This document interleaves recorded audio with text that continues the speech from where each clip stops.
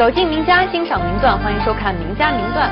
粤剧复派艺术创始人傅全香老师前一段时间刚刚过了他86岁生日，非常凑巧的是，在他生日之际也正好是《粤女争锋》第2季在上海完美收官，而且这次复派弟子取得了非常好的成绩，也可以说是为老师送上了一份很特殊的生日礼物。今天来到我们演播室做客的是2位复派演员，一位是盛舒扬，欢迎舒扬。观众朋友们，大家好。还有一位是董建宏，你好，建宏。你好，观众朋友大家好。2位都非常的年轻啊，能不能告诉我们你们在舞台上已经有多少年的经验了？舞台是真正上舞台其实不多，但是我从事这个戏曲职业我已经有10年了。哇，10年了都。是的，不短哦。舒扬你呢？我没有建宏时间长，我是01年从戏校毕业的，那算到今天应该说是9年的时间，也不短了。建宏，你看你之前唱过王派，唱过吕派，后来怎么会改唱复派的？对，其实我在学校打的功底是王派的功底，我在学校唱的都是粉稿啊之类的，后来进了单位以后，又跟吴世英老师学的是吕派，后来因为可能长相各方面，领导觉得我更适合唱青衣，适合唱复派，后来我再跟陈飞老师学了复派。那舒扬你呢？你是什么时候开始学习的复派啊？我是从毕业前1年这个时候定的，比建宏定流派的时间要早一点。但是也不算特别早哈。因为现在就是学校的学生，他们可能就一开始是不定流派，但差不多学了2-3年之后，有的可能早的就定下来了。就可能自己比较喜爱这个流派，专攻这样的一个流派。我知道你学习复派背后还有一个故事呢。对吧？就是其实在我们学校是6年制的，我们班级，然后我在前5年的时候其实一直没有定流派。那后来因为就是胡佩蒂老师当时是在西安的，我们粤剧班的教研组长杨同石老师把胡佩蒂老师从西安请到了上海，来教我们唱复派。其实我觉得能把胡老师请过来非常不容易。然后那个时候呢，胡老师就教了我们怎样来学习，怎样来了解复派。那时候我就觉得我非常喜欢这个流派，才开始学习。那所以说是在学校毕业前的最后1年才定的。我们观众眼里啊，复派它是非常有激情的那种。我不知道你们专业学复派的演员对复派的印象是什么样的？跟我们一样吗？至少我们觉得他是那种情绪特别高亢的。是的，就是反差会比较大，就是你就是像比方说像秦探里面，他前面一出来是青衣，哎呀华山的感觉，后来因为他后来不是跟黄奎那个他去复考了，然后他修书回来了，然后他杨告那段，你看那个情感的那种跌宕起伏啊，对吧？到后来去抓黄奎的那一场。他就是反差会非常大，我感觉，所以他需要演员本身的那种，我觉得很激情、很外化的。我觉得他的特点就是外柔内刚。对，是的。对，老师就是把其他剧种的很多特点就是汲取到自己的身上，然后吸收了昆曲的、川剧的，对，昆曲的柔美，还有川剧的那个长水袖。说到复派的那么多特点，它最吸引你们的地方在哪里？吸引我们，我觉得去唱这个流派，像我们傅老师他塑造的那几个人物，我觉得我都非常喜欢。都是那种像舒扬说的比较痴情的，比较痴情的彻底爱的特质。对，是敢爱敢恨那种感觉，你喜欢。舒扬呢？我也很爱这样的一种，你看他每个人物基本都是这样的一个特点。王妃见机，贵姬长子。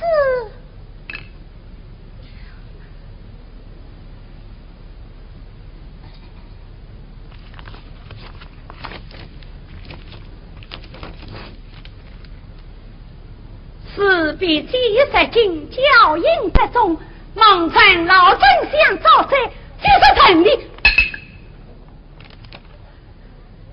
既有新婚难见之呀，则命王纵送8年而不良，以报延期2年而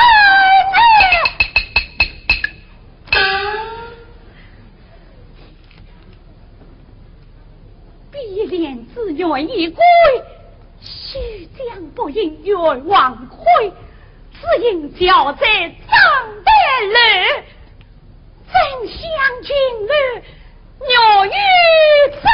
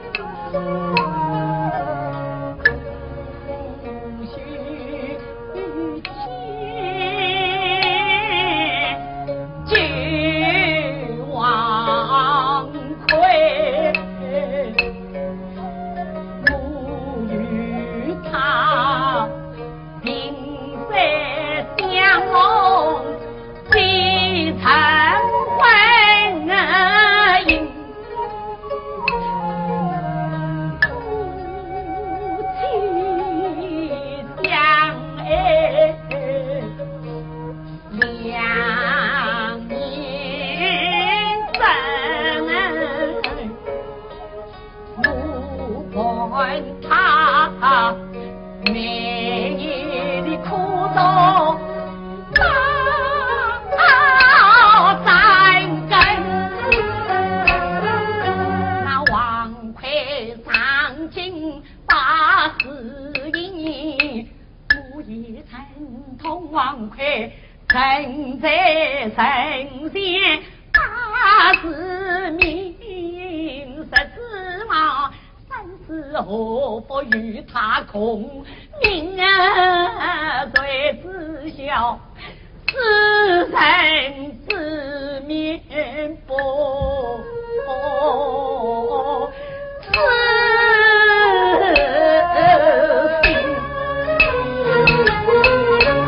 那王魁他动了草药就忘了本，他尽管听起再去越走心啊人200两银子一放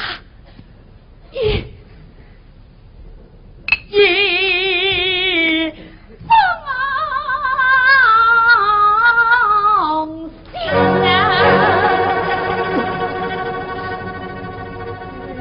在我上天无路，实地不完门，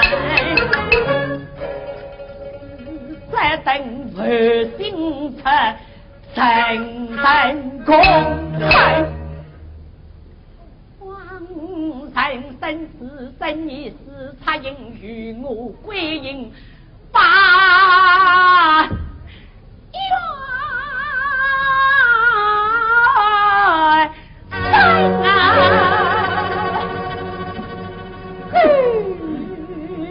才的文灵与我再再与我再再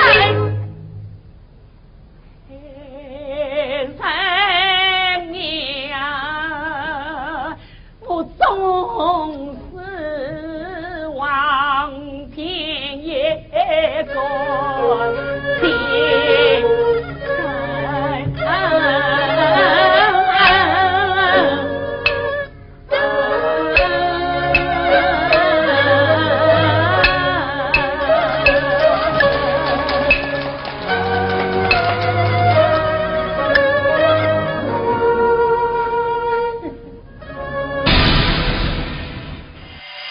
刚才我们也说到，胡佩蒂老师对你有知遇之恩啊。对。然后这次粤女争锋比赛当中，他也是全程陪同你吗？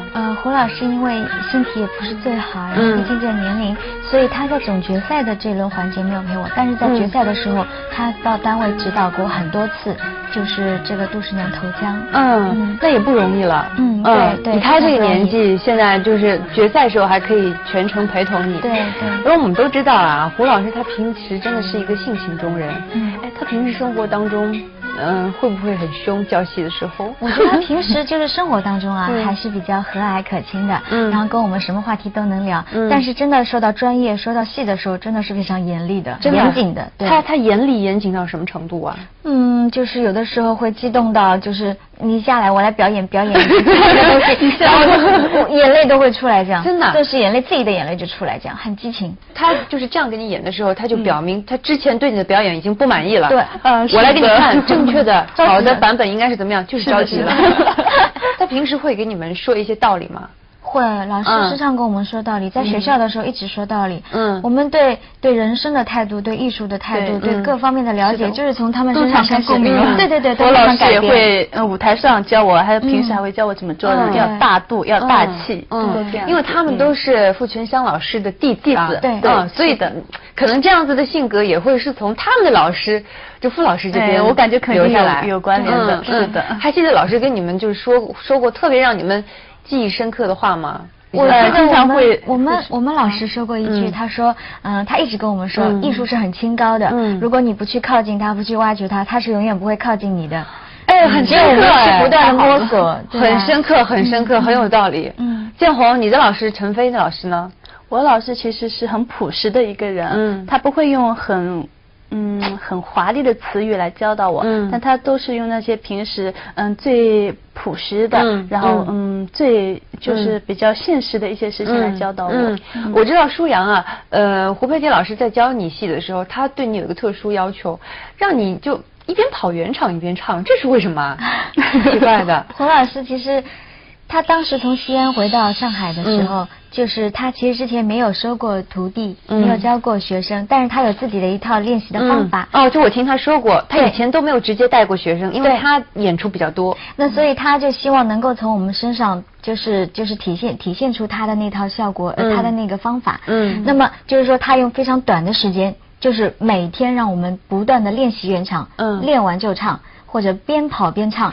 这很累，但是我觉得从这个方法中，一开始有很多人不了解，会不会这样子会影响到声带，或者让人那么累，又没有办法捕捉到唱腔当中的很多细节。那老师说不，这样才是最好的方法。他说，因为我们在站着或者坐着练唱的时候呢，单纯是唱，但当你在边跑圆场边唱的时候，你才能体会到，在舞台上你累了，你没有力气顶住这个唱腔的时候，你该用什么方法来唱。就是人人都说傅派是华强女高音，对，华强女高音。你要是没有那一股力顶住她的唱腔，怎么办？所以就学的时候挺难坚持的，对吧？初学的时候，第一开始学那时候17、18岁吧，刚学的时候。那时候觉得最辛苦，因为他的人物都是那么深刻，那样很难去理解。对呀，那样极致，感情那样极致，然后体力上又要耗费那么多的体力，我体力上是一个障碍，情感上又是那么就是很遥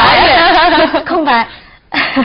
老师那时候就启发我们说，实在不行，你把你最悲伤的、最委屈的、最难受的感情填补到这个当中来。演员一定不能空白，内心独白一定要实，才能表现出来那种感觉，感动别人。老师真的是教学有方哈！我想正是因为有这么好的老师，学生们才可以取得那么好的成绩。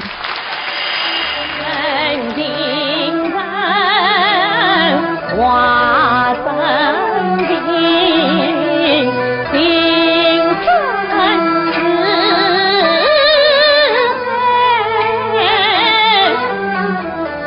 长兵女上冰泪，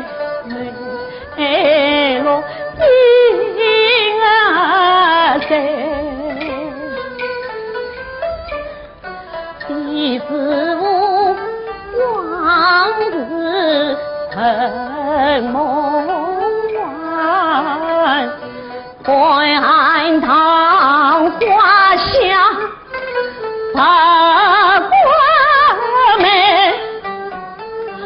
无人间永断有人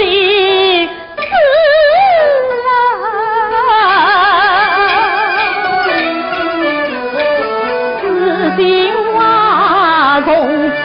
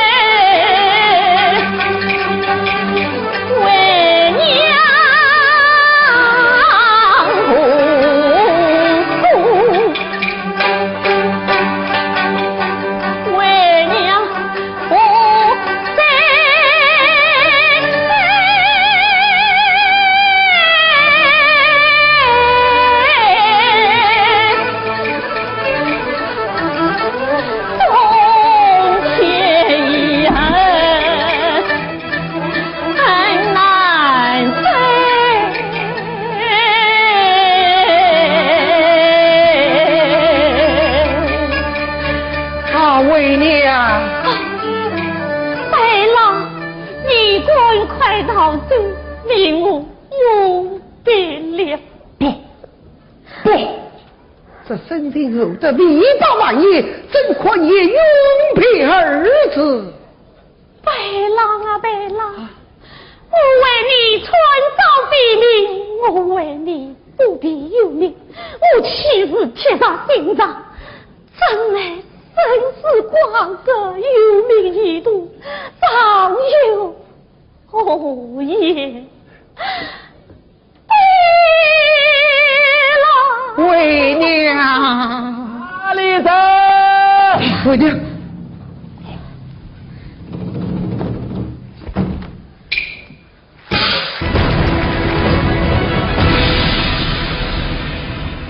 让我们欣赏到了胡佩蒂老师的精彩唱段，真的是太棒了，这个韵味啊，简直就是把傅派的这个感觉全都唱得淋漓尽致。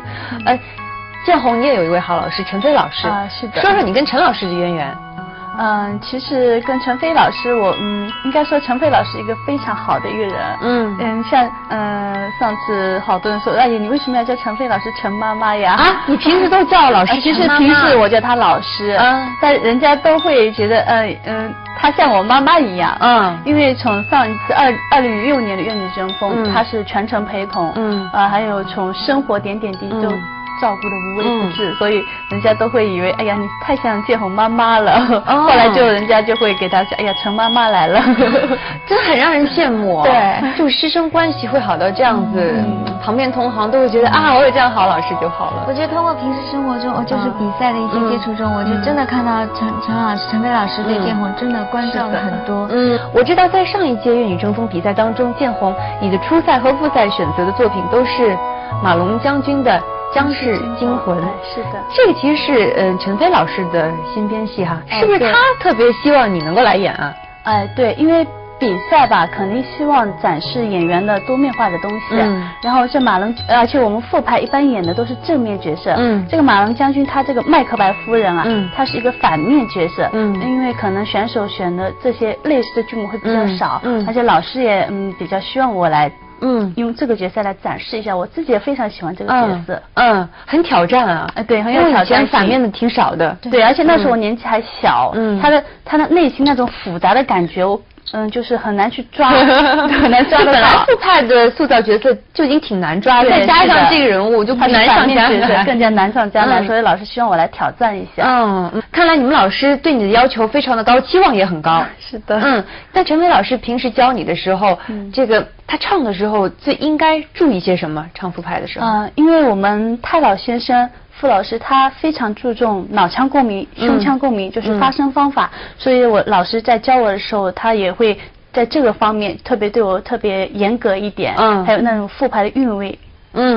他教的时候都会跟你怎么说呀？对，他就最注重的，因为我们复排是花腔女高音嘛，高音比较多，然后就因为高音你毕竟要用方法唱，所以肯定会用脑腔共鸣啊、胸腔共鸣，低音要沉下去，肯定要用，因为复排的韵味非常浓，那种小腔什么你肯定要用胸腔共鸣了，那高音你肯定要用脑腔共鸣去了，所以老师把复排这个演唱的时候需要注意的地方，都是从最正宗哈，傅全祥老师那边学过来，然后再教给你们。是的。你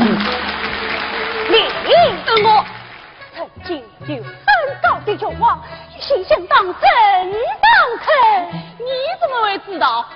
现在老了，没机会了。机会来了？什么？我有机会？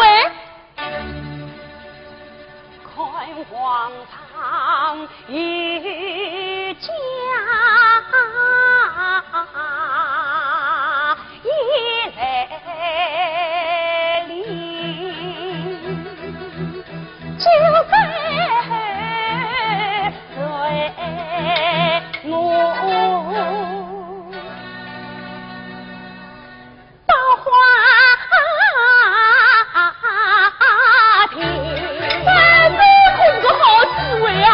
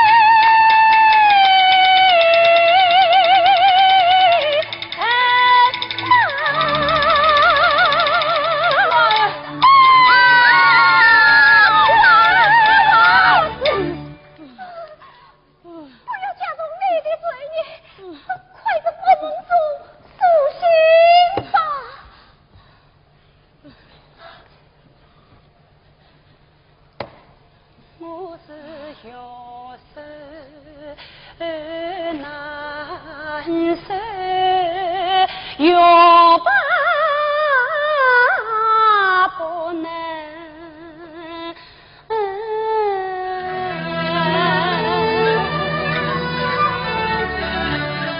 老王把太子渡了过半江去，这个是夜夜噩梦存好的，这满地的鲜血，哎呀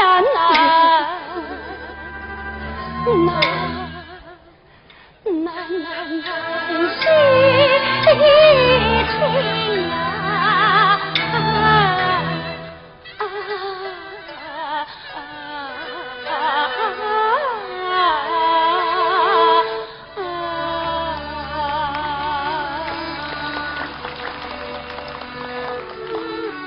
老君，我要活了吧？自在天上的盒子令我得心，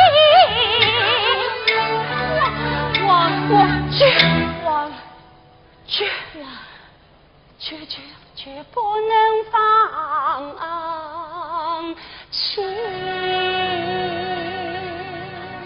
我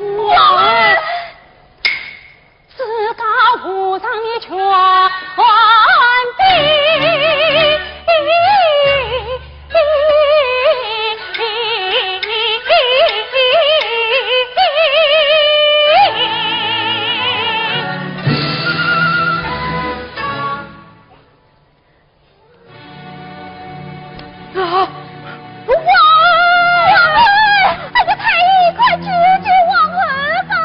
弟弟，我依不了，因为他杀了朕。我没有杀人，你们没有证据，那么伸出你的手来。替你好嘛，替你治病啊！你走开！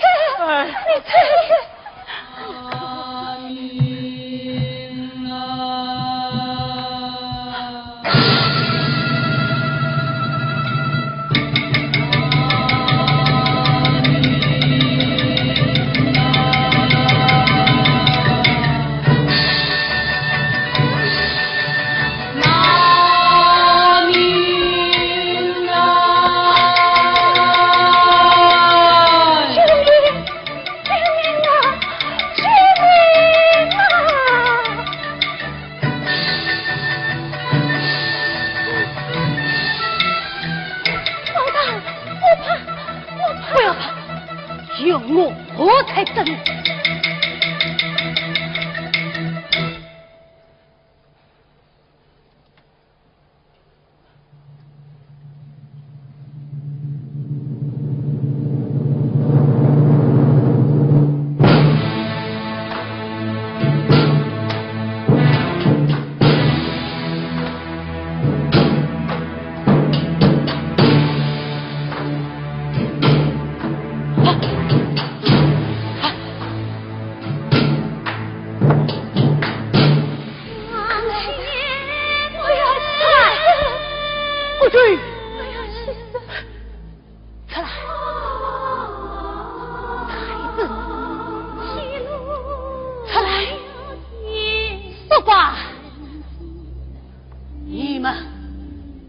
你们是18岁，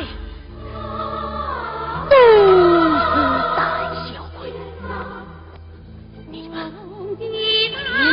这位邪妇女人，出来斗肉一对。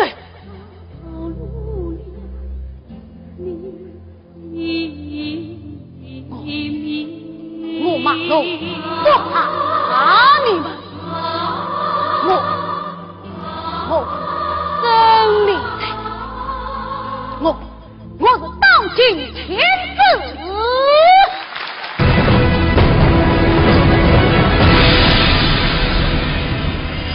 听了陈飞老师也是原汁原味的复排，真的是感觉这种激情、这种华丽带给观众的艺术享受哈。刚才我们聊了很多，我不知道二位建宏还有舒扬，你们唱了那么长时间的傅派，你们还记不记得自己第一次登台唱傅派的是什么剧目？包括你们当时的感受？我第一次接触傅派的剧目是批三舅母的三圣母。你就上台演了后来？对，那个时候因为陈飞老师怀孕了，生宝宝去了，然后我就跟吴凤娃老师一起主演这本批三舅母。舒扬，你的第一次演傅派的经历呢？其实我第一次学和第一次演应该是说傅派情探当中的杨告这个选段，但我真正第一出演那个傅派大戏，整本大戏是《李娃传》。二位学习傅派那么长时间了，你们觉得傅派所塑造的人物，他最大的特色在哪里？然后他最适合表现什么样的人物，表现怎么样的作品？我觉得老师就是说最大的特点就是希望把这个女性的就是真善美和她就是说对爱的理解，对人生的理解，对整个人的那种人生价值的理解，就是女性的特点完全体现出来。没错，对，就是从那个比较典型的就是祝英台，祝英台对她那个对知识和对爱情，对自己就是婚姻的自由等等这些。自己去努力的争取，从每一个戏当中的每一个人物都可以感觉到。所以有的时候我在电视机前看一看这个傅派的角色，我都会觉得，哇，演员在台上，我想他一定这个时候会很累，就整个一长段都是他在那儿，对，就是整场跑，然后好长时间持续不断的，又是那么高音的唱，就我觉得唱傅派学傅派真的是不容易。教归明明就是偏见。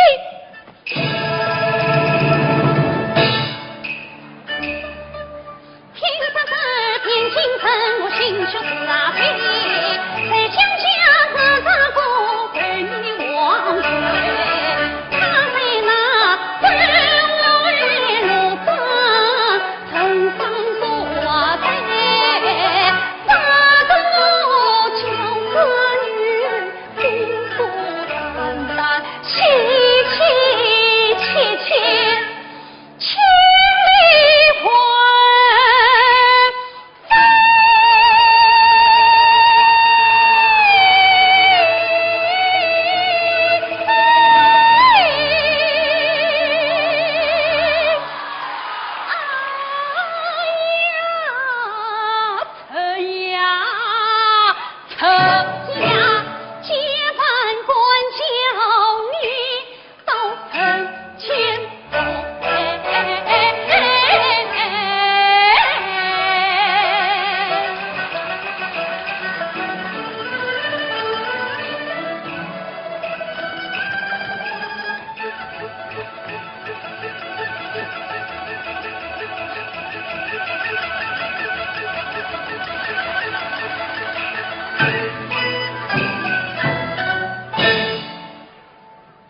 莫非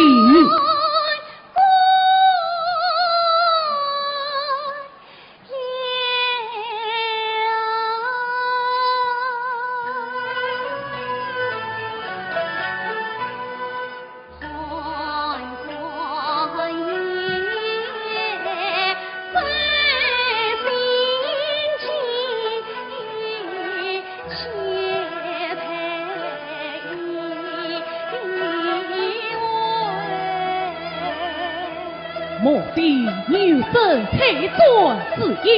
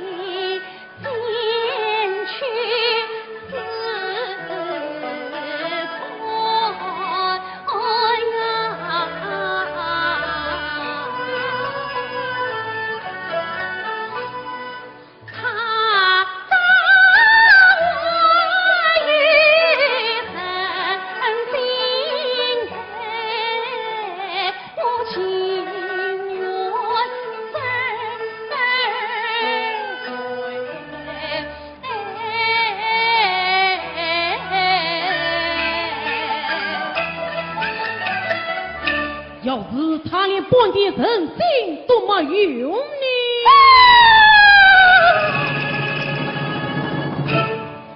哎呀，潘公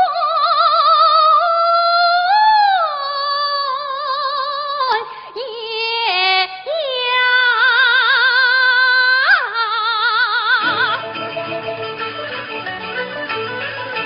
倘若那位心生康不才，我定要将他定来。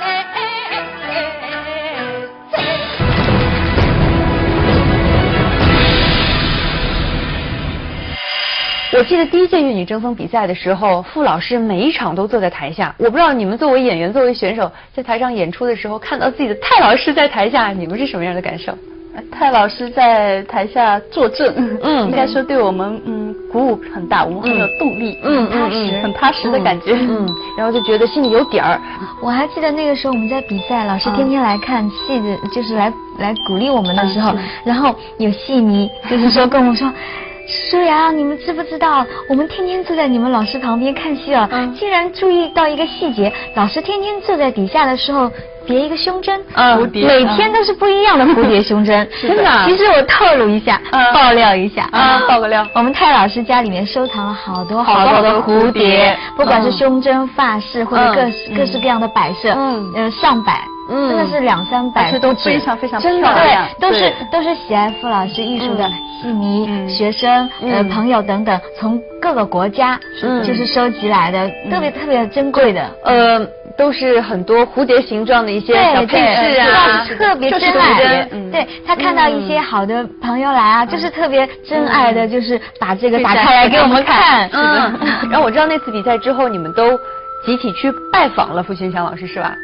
是的。老师当时高兴吗？跟你们说了些什么呀？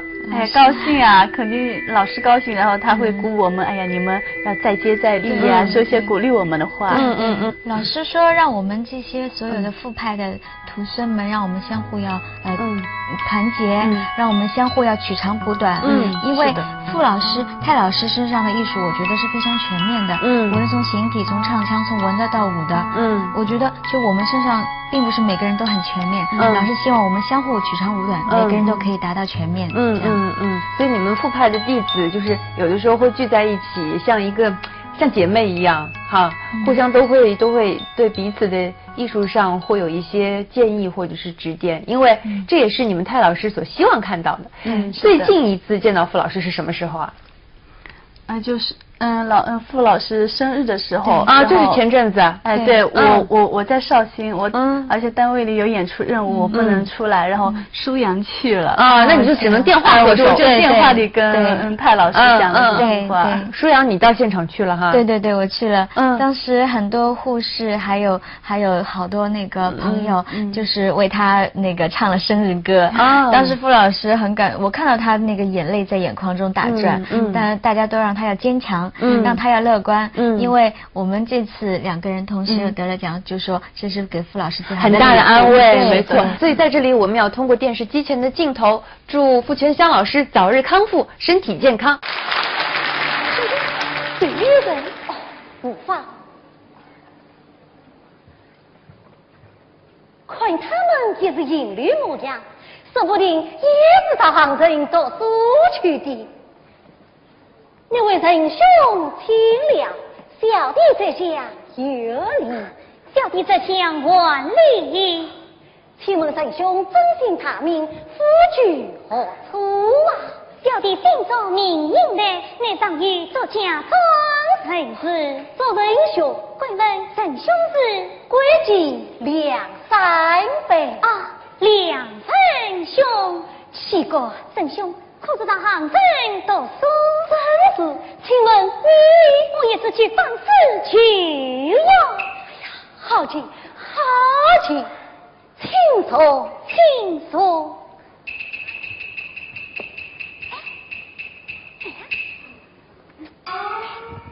你们到哪里去的？我们到杭州读书去的。我们也到杭州读书去的。那巧极了，小弟。小弟好端端的在家里，你的他做什么？我想小弟要是能一同出来读书，那就好了。圣兄，莫非圣兄已所的是？我家一个小姐妹，聪明伶俐人心美，小龙喜凤怎能配？金鸡花千为，我此番行人居名士，举妹一心相同嘞。我以为女儿过须尽速到，女儿读书也应该，只怪我弟弟太固执，终于留下小菊。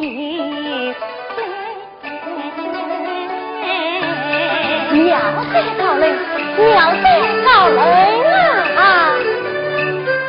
圣兄同门领成绩，自从到催我心，男女同是父母生，女儿都不明理。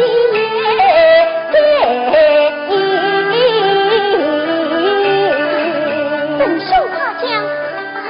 西瓜，西瓜。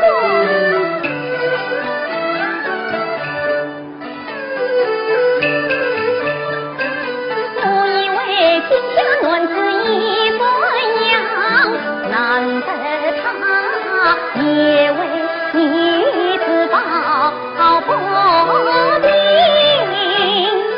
两分官，两分忧，自解放。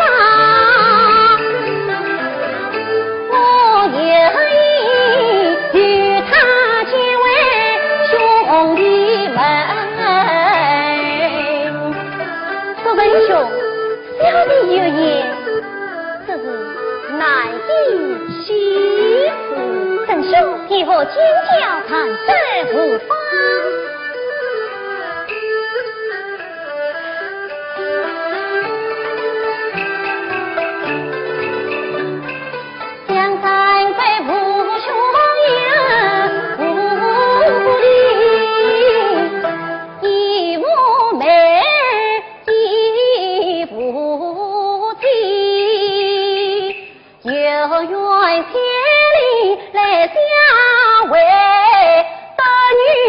圣兄心欢喜，一月与你两结非，彼此圣兄可愿意。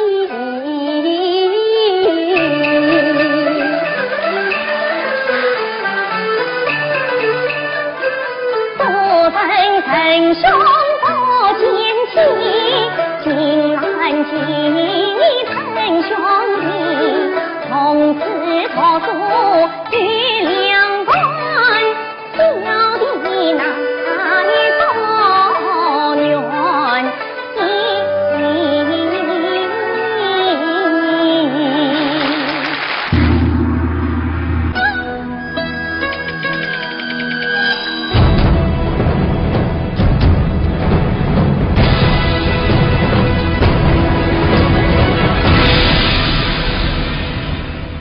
舒阳和建红，你们有没有留意过这次参加粤语争锋的比赛有多少副派的弟子？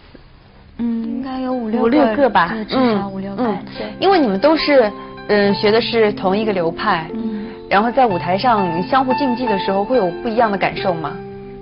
我跟舒阳联系多一点，比方说我们在选择剧目上，我跟他先通个电话，我们尽量不要撞车，对，类似于这种。其实你们也算是师姐师妹的关系，对吧？是的，然后现在比赛已经告一个段落了，你们觉得通过这次比赛最大的收获是什么？发现自己有一些潜力，然后发现自己的同行姐妹她们身上的长处，可以通过这样的机会近距离接触、近距离学习。建红呢？参加比赛对你最大的意义是什么？我觉得这次比赛真的挺锻炼我们演员的，因为它的形式非常多样化，对吧？然后而且我可以从素养身上各个其他花旦其他选手身上，可以看到他们的优点在哪里，我自己的不足在哪里，因为评委老师都会给我们点评，我觉得这是应该进步是非常大的。二位作为复派的传承人，你们在这儿有什么话要对蔡老师说吗？因为就是说我在上海嘛，建宏在绍兴，所以我时常能够到那个医院去看望蔡老师。然后每一次去的时候，蔡老师都会这样说你们放心，我一定会加油，我会努力站起来。以后我还要来教你们，要再教你们哪个戏。我觉得虽然说现在蔡老师还在这个病床上，我还是会就是说通过这些话，我得到了鼓舞，真的是鼓舞100倍。我觉得我会继续努力在这条艺术道路上继续前进。谢谢老师。那建宏呢？有什么话想对蔡老师说？我们想对蔡老师说的是，上一次比赛蔡老师每场都来了，但这一次因为蔡老师的身体原因不能到现场，但是我们能感觉得到他在病床前面给我们加油，给我们鼓励，我们还是非常有动力的。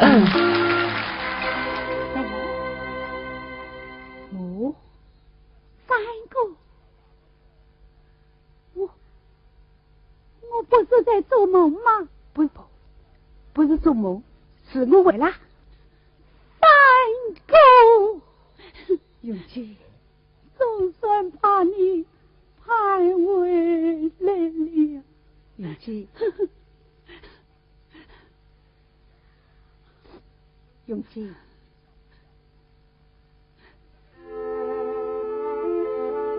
，3年不见，你瘦得多了。也不是一样哦。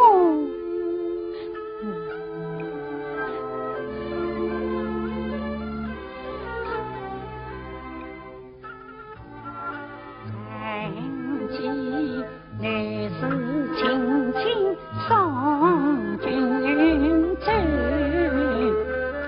从此长代化作王夫人。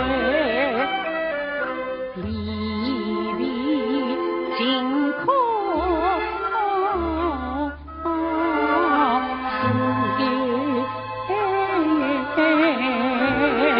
那看本的两处愁，两处愁。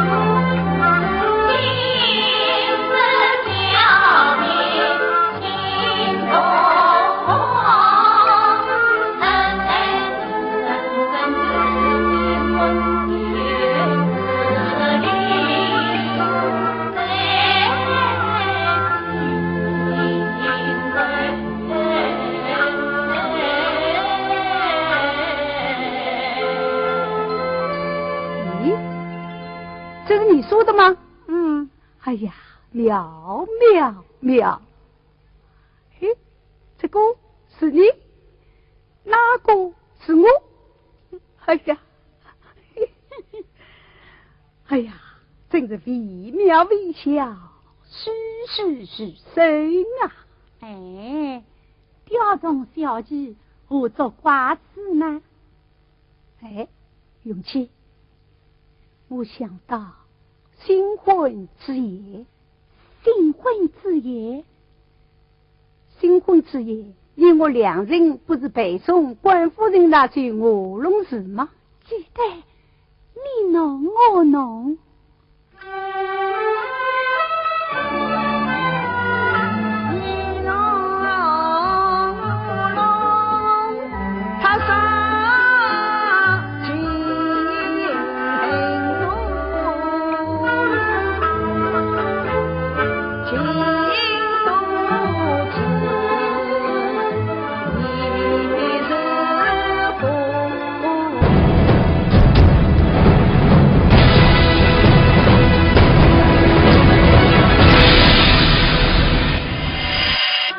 节目当中，我们和舒阳、建红分享了他们和傅派的渊源，以及学习傅派的历程。我们也看到了傅全香老师对后辈的关心和垂爱。也正是因为有了胡佩蒂老师、陈飞老师这样的耕耘者，傅派才可以桃李满门。我们也期待傅派弟子可以握好你们手中的接力棒，将傅派继续发扬光大。我们要再次希望傅全香老师可以早日康复。好了，今天的节目就是这样了，我们下期再见。